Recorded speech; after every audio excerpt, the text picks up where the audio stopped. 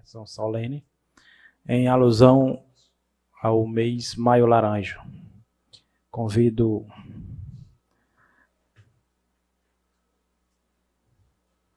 Gabriela Pessoa a fazer a sua palestra para todos.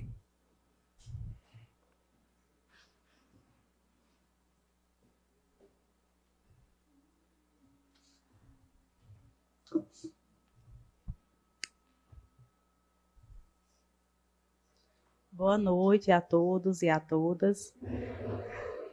Eu sou Gabriela, né? Sou, primeiramente, saudar a mesa, né? A prefeita Denise Baima, o presidente da Câmara, Tito, e a vereadora Ana Carla, né? Que com sua fala que hoje se emocionou, porque realmente é um tema de bastante relevância dentro da nossa sociedade, que tem que ser discutido, tem que ser falado mesmo, e tem que instigar a população em conversar mais sobre esse tema dentro dos serviços, dentro da comunidade. Então, meus parabéns, Ana Carla. Você é muito forte, é uma pessoa forte. Então, vamos lá.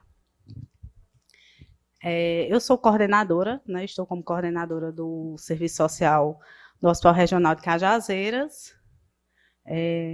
Já atuei dentro da política de assistência social, dentro de CRAS, que faz parte da política de atenção básica da assistência social, e no CREAS regional também, que faz parte da atenção especializada da assistência social, né? Então, falar sobre esse tema é um tema que eu tenho bastante vivência, também dentro da minha trajetória da profissão. Pode passar.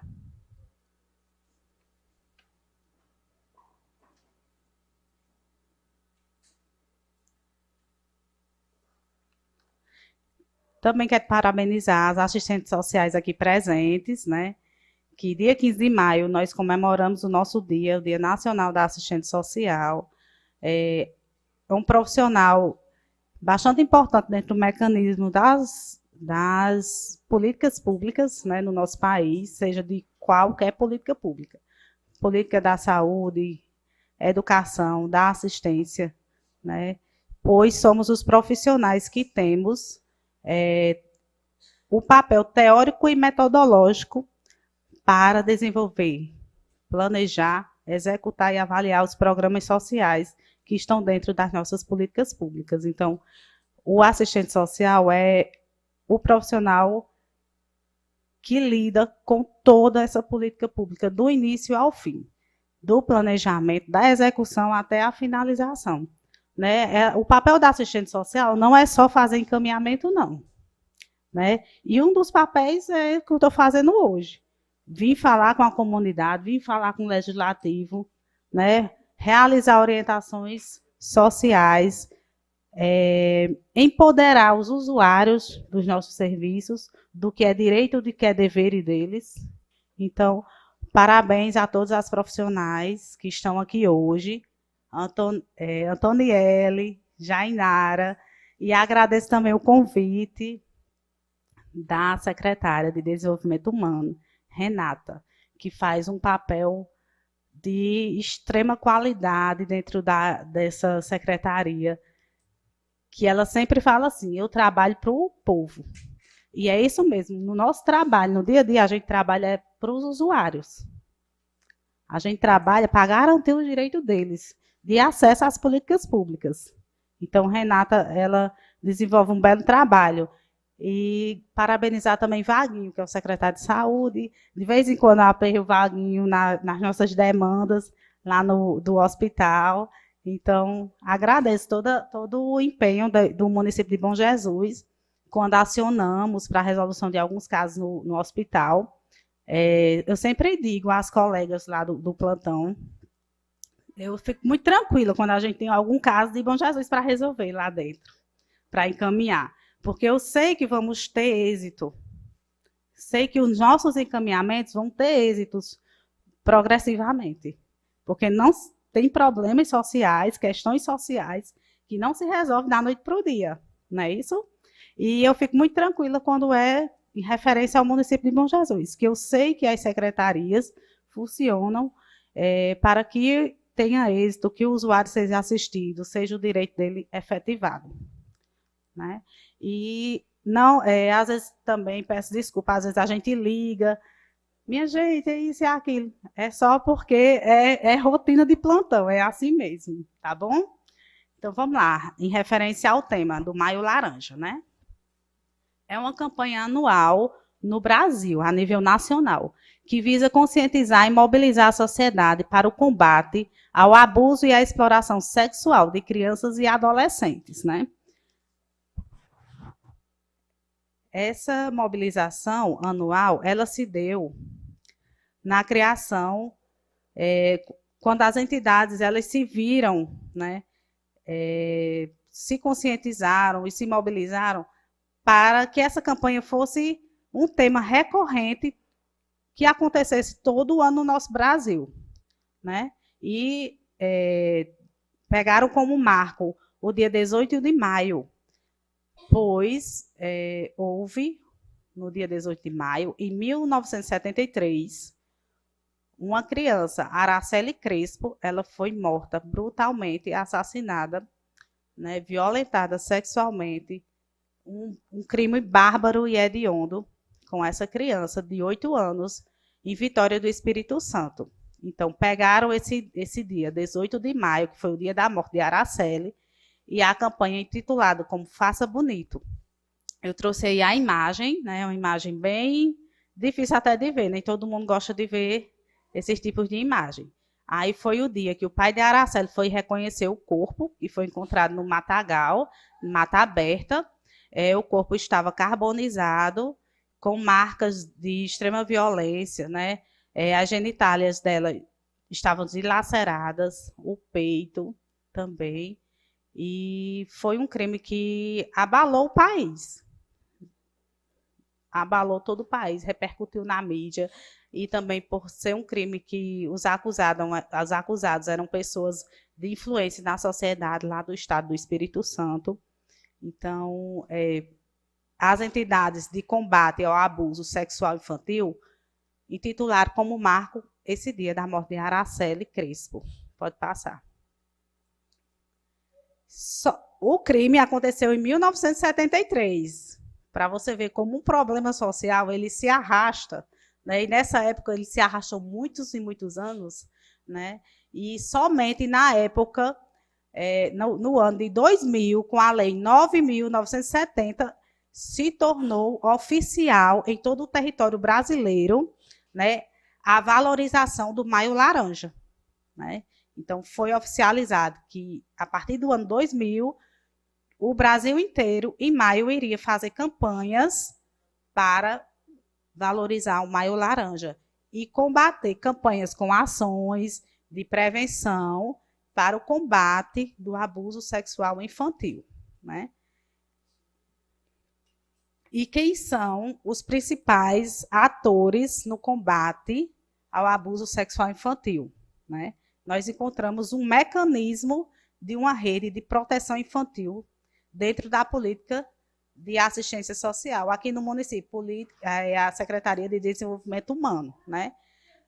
Aqui no município de Bom Jesus, nós podemos encontrar conselheiros tutelares, na Secretaria de Educação, Saúde e na Secretaria de Desenvolvimento Humano, CRAS, que é o Centro de Referência da Assistência Social, e o CREAS, ele é regional, ele não é do município, né?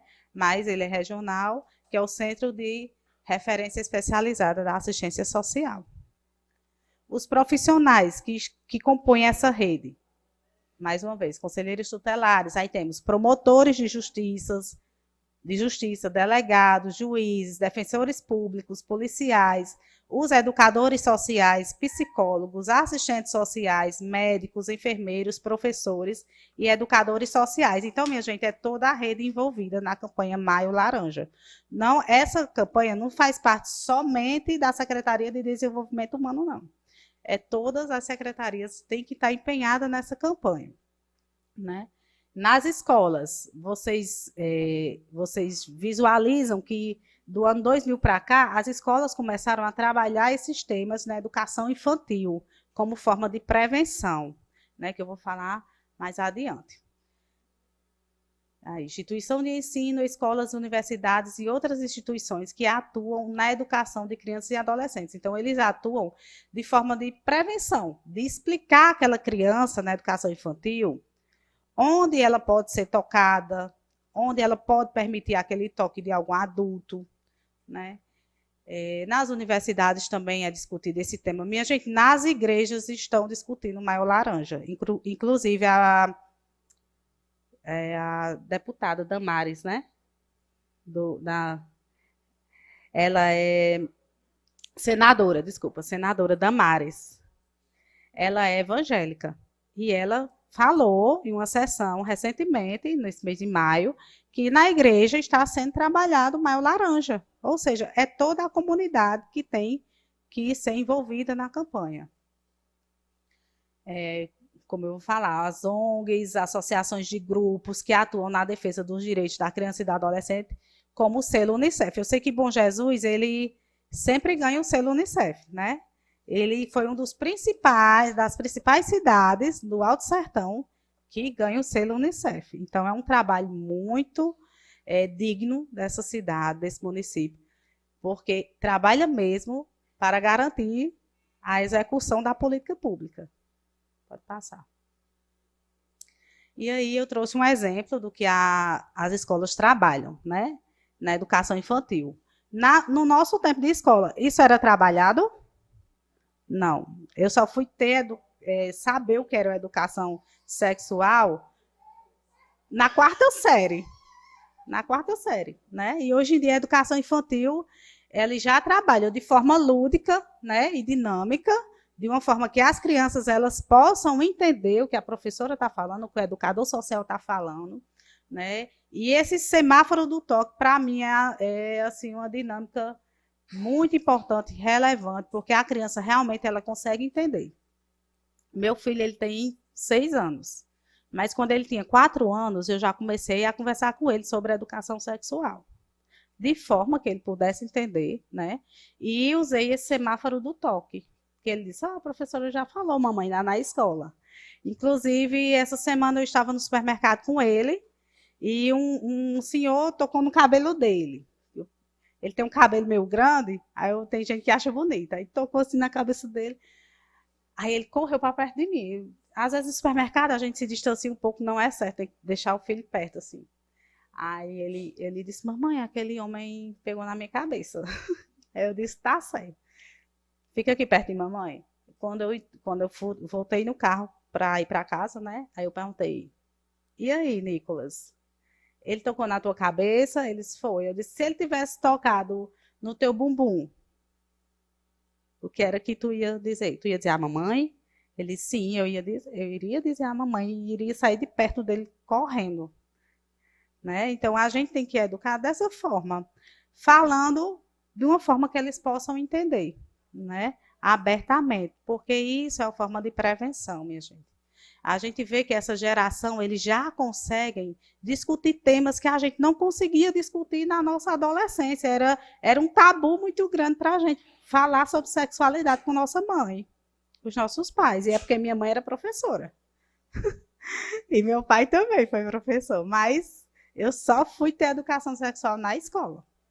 Na quarta série. Eu nem lembro minha idade, mas não vou falar. Pode passar.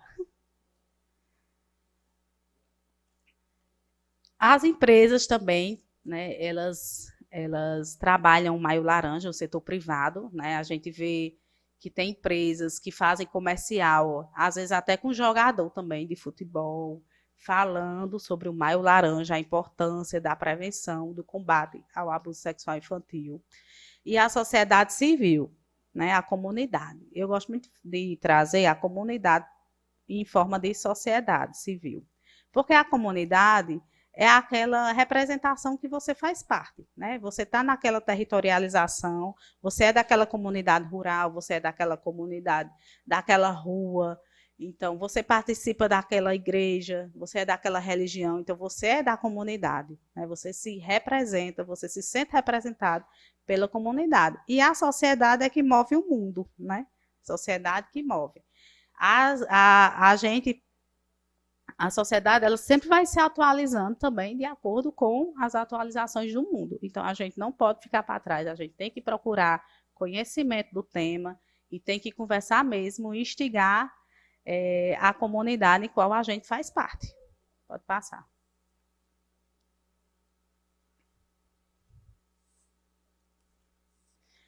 E um dos mais importantes mecanismos dentro da rede de apoio à criança e adolescente é a rede de apoio familiar, né? Ser conversado dentro de casa, ser orientada a criança dentro da casa, né? Você conseguir conversar abertamente com ela. Além da rede de proteção oficial, é importante ressaltar a importância da rede de apoio familiar, que inclui avós, parentes, amigos e vizinhos. Essa rede de apoio familiar são referências de apoio e cuidado para as crianças. Quando a gente é criança, a gente tem nossos pais, nossos avós, nosso tio ou tia como referência, não é isso? Então, a família, ela é referência, seja a família monoparental, seja a família estendida, a família ampliada. Então, família é referência para uma criança. E se a família não cuida, se quem tem que cuidar é a família, e se a família não cuida, existe a rede de apoio e proteção oficial, que são os profissionais que fazem parte das secretarias, né, e das políticas públicas dentro dos nossos municípios. Pode passar. Eu trouxe o artigo 4º do ECA, que é um dos artigos mais importantes, né, que chama a responsabilidade mesmo para a família, para a comunidade, né, que ele coloca como dever da família, da comunidade, da sociedade em geral e do poder público priorizar a efetivação dos direitos referentes à vida, à saúde, à educação, ao esporte, ao lazer, à profissionalização, à cultura, à dignidade, respeito, à liberdade e à convivência familiar e comunitária, né? Então, o ECA está aí para ser cumprido, né? Então, o artigo 4º do ECA é um dos mais importantes, que chama a atenção de toda a sociedade. Pode passar. Então, a criança, quando ela é abusada, ela muda o comportamento, né? Quem conhece a criança que tem em casa, quem conhece a criança que tem na sua escola, a professora observa, sabe quem é cada aluno que está ali todos os dias, né? O educador social do CRAS conhece aqueles adolescentes que estão lá, né? O pessoal do NUCA, o monitor social, o educador social, ele conhece, ele sabe. Então, quem é abusado geralmente muda o comportamento. Então, isso é uma observação que podemos ter em relação à criança, né? E realmente cuidado. A criança pode apresentar agressividade, medo excessivo, pânico, ou ficar muito retraída, muito silenciosa. Isso se a criança ela conversava, sempre estava perguntando, e aos poucos ela foi ficando muito retraída, muito silenciosa, muito chorosa. Então, o comportamento dela está mudando, não é isso, minha gente? O comportamento dela está estranho.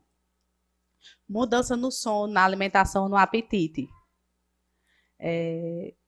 Se meu filho, ele gosta de comer, come tudo. Se de repente ele disser, não quero comer, ou então passar uma semana gradativamente ele ir deixando de comer, então tem alguma coisa estranha. Eu vou investigar, né? Eu levo no médico, eu converso, para saber o que está acontecendo. Mudança de aparência física. Aparência física é o quê? Hematomas. Se a criança aparece com hematomas, fissuras, né? Às vezes, não, bateu ali, né? A família relata, não, bateu, machucou, caiu. Isso, apareceu uma vez, apareceu uma segunda vez, uma terceira. Então, tem que investigar, né? Ou seja, é suspeita, né? E a gente pode notificar como um caso suspeito.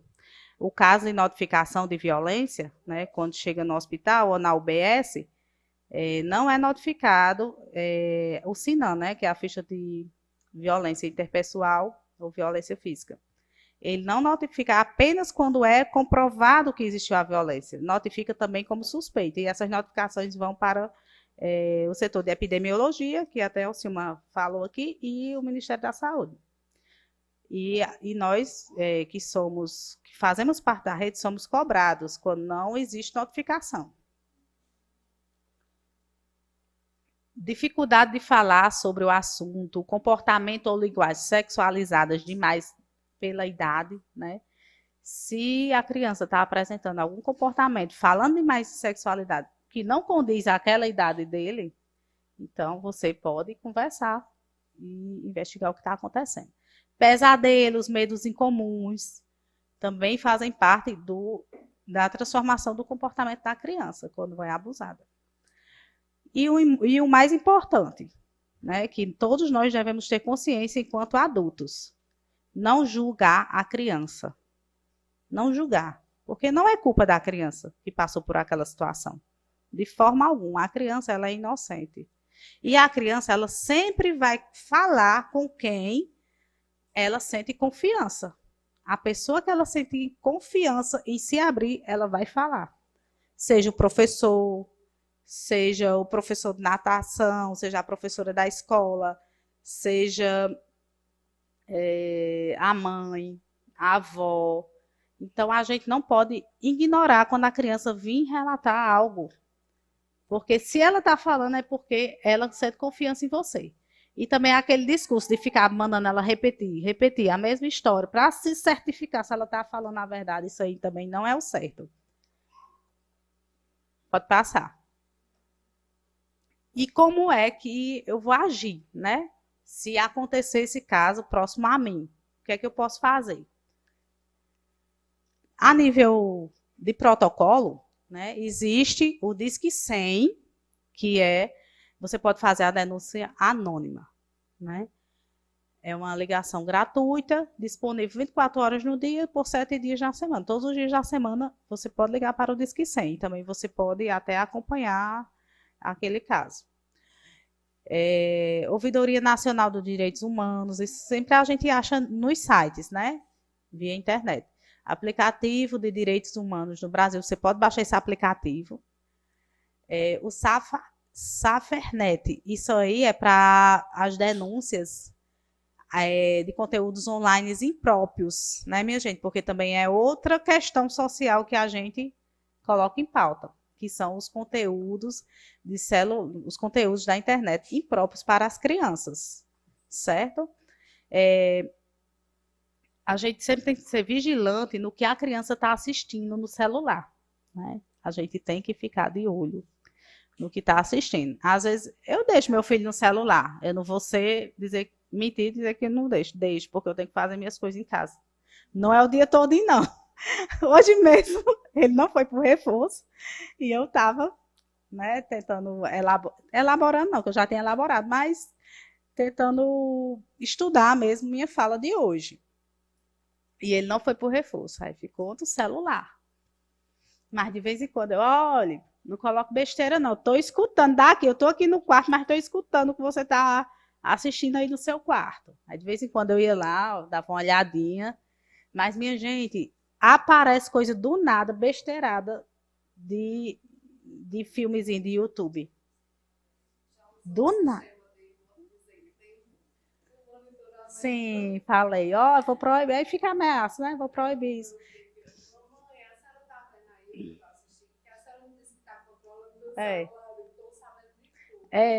Eu digo a ele, eu sei de tudo o que acontece na sua vida.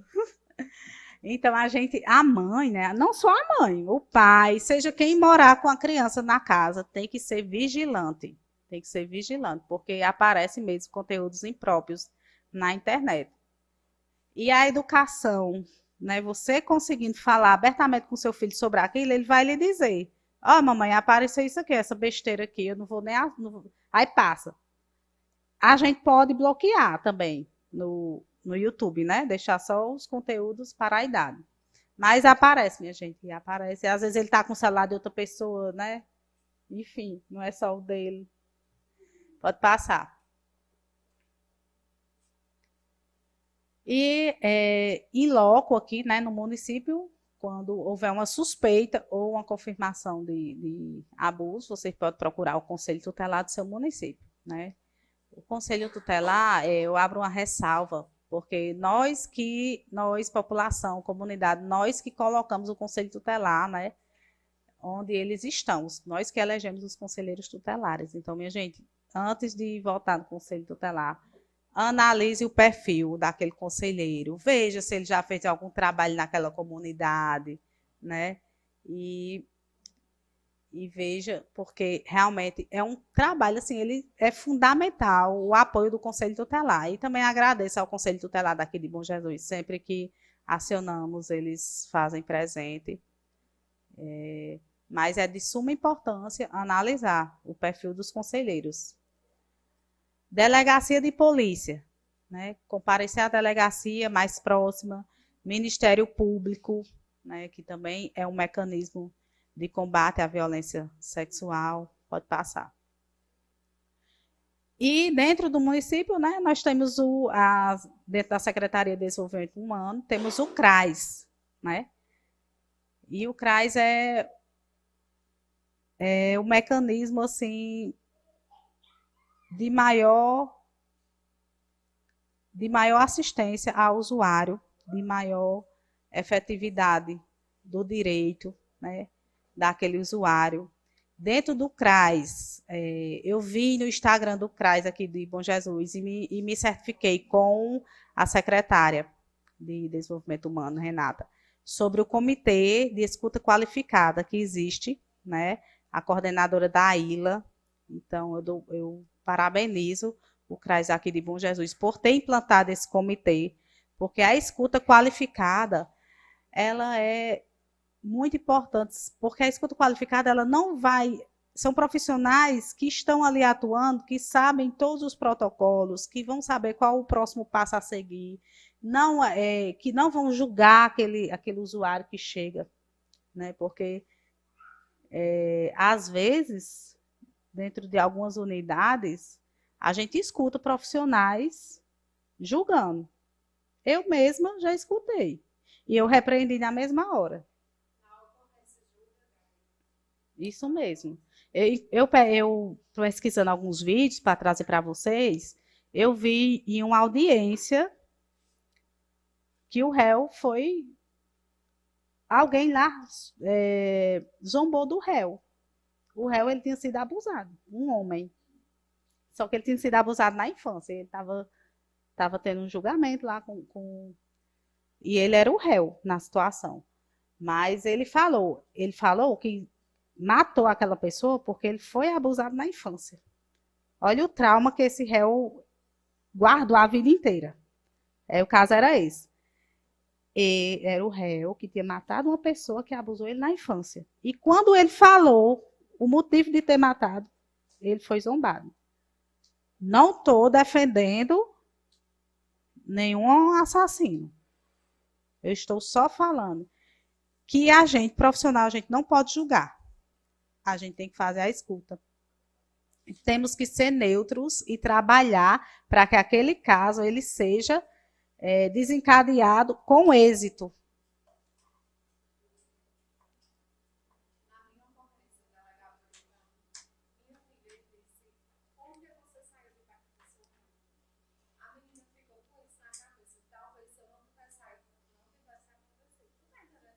Se sentindo culpada, né?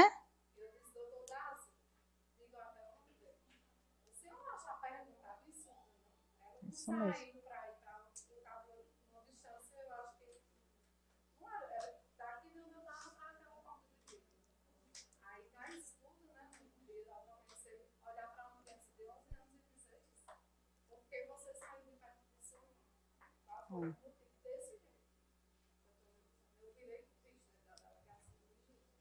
Eu acredito. Existe muito. Existe, infelizmente, né? E falar sobre o abuso é a melhor forma de prevenir, né? E carinho, ele não pode ser segredo, né? O que a gente tem que conversar com os nossos filhos, com as nossas adolescentes, com nossas crianças, que o carinho, ele não é segredo, né? Ele não pode pedir segredo. Uma coisa também que eu sempre falo com meu filho, eu falo para ele que a gente não pode ter segredo um com o outro. Tudo que ele tiver de falar, ele fala para mim e para o pai, para a avó, né? Porque eu tenho minha rede de apoio, e sem minha rede de apoio a mãe não consegue trabalhar, né?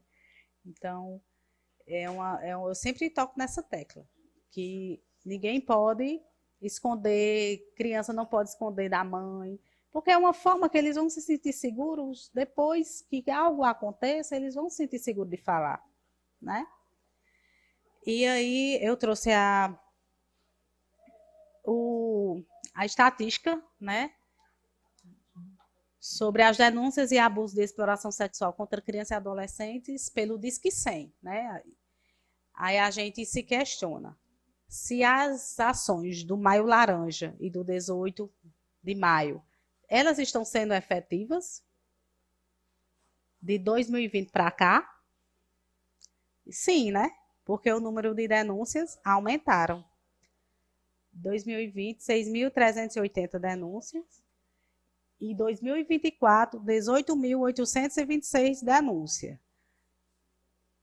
Nós estamos em maio, né? Até agora, em 2025, tivemos 6.009 denúncias. Então, a campanha está tendo êxito na sociedade civil, né?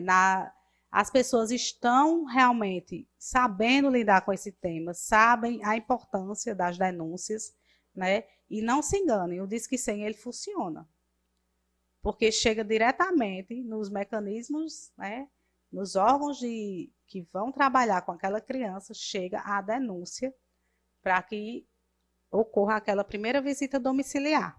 E é pelo Disque 100 que chega. Pode passar. Eu trouxe um vídeo sobre a campanha.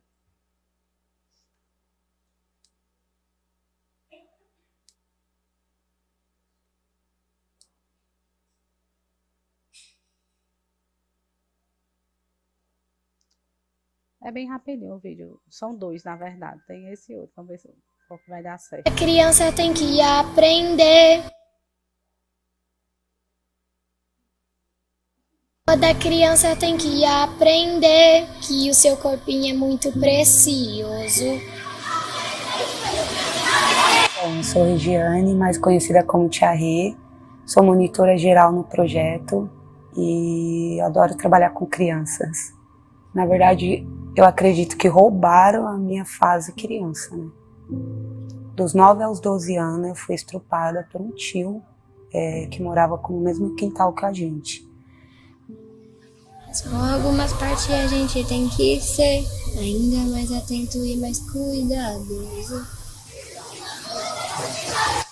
Como era um quintal com muita gente, acontecia brigas e tal. Uma vez ele bateu na minha mãe, quebrou o braço dela e ele sempre olhava e falava: se contar eu faço pior. E aí eu segurei.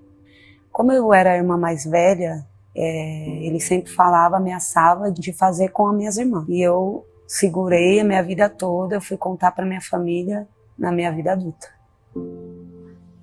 Carinho não pode ser segredo, carinho não pode te dar medo. Na idade de 9 aos 12 anos, eu estava acostumando, eu achei que para mim era normal ali. E eu falo direto com as crianças, converso muito com elas, que elas não têm que passar por isso, elas não devem passar por isso. Vocês não conseguem contar para o pai, para a mãe, vocês têm um educador, têm uma professora, até mesmo uma psicóloga, só conta. Eu tive muito trauma por causa disso.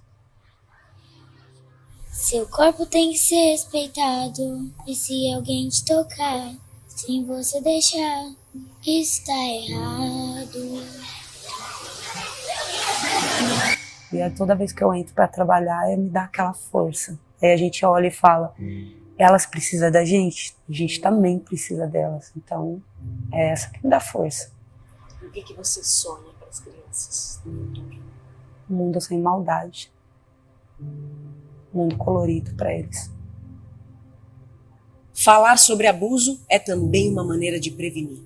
Vamos juntos nessa campanha de combate ao abuso sexual contra crianças e adolescentes, porque carinho não pode ser segredo.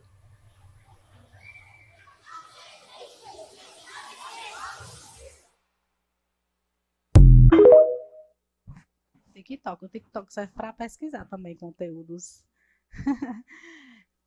relevantes, né, para os nossos discursos, nossos temas na sociedade.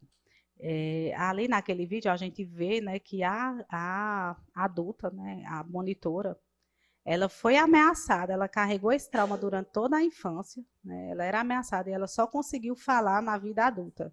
E ela, o trauma que ela tem, ela conseguiu, né, trabalhar com outras crianças, orientando as crianças e ajudando, né, ajudando não, trabalhando para que o direito fosse garantido, prevenção contra o abuso e assistindo dentro daquela ONG, né, que é as Valquírias, e conseguiu trabalhar, conseguiu se reerguer, né?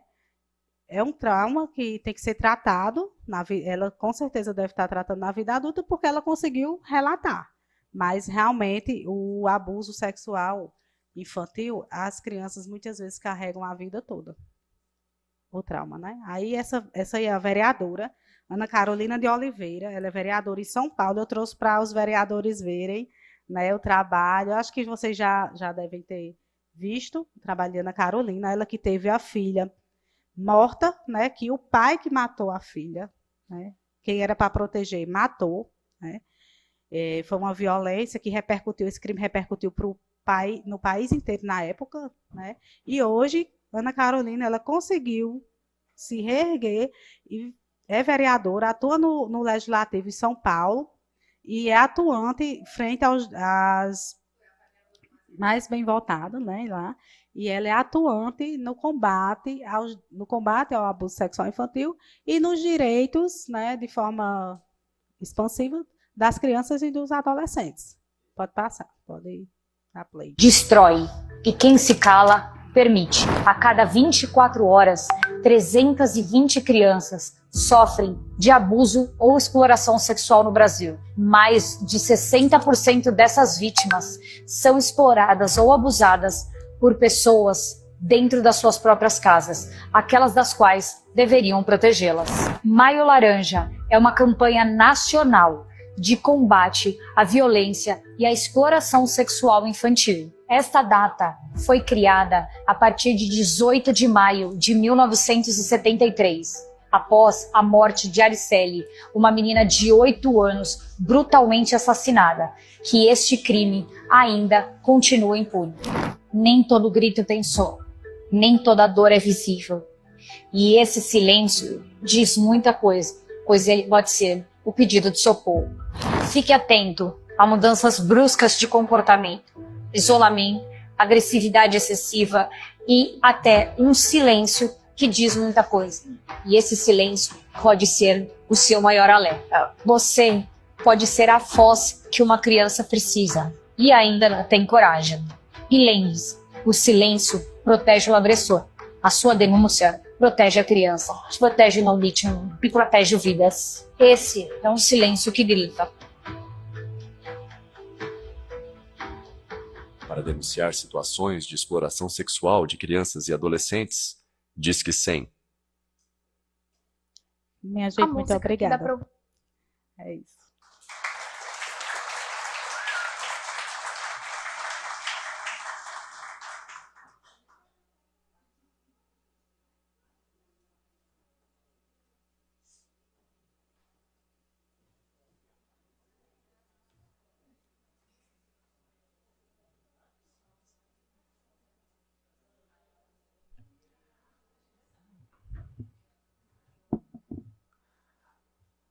Alguém da plateia gostaria de fazer algum questionamento?